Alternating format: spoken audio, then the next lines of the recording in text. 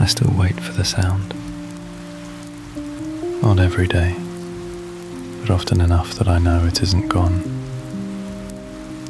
The way the floor used to speak before anyone walked across it. The creak of the chair when it thought no one was looking. The breath that filled the air before a word began.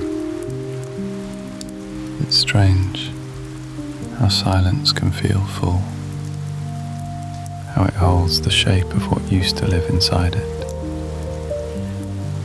Sometimes I think I hear it again. A soft thud, a half word, something small returning to say that it remembers too. But it's never really there. Just the mind performing its old tricks, dressing the air in memory, giving the empty house a pulse.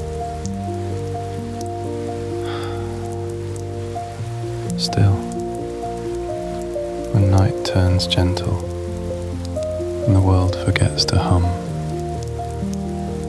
I listen, I wait,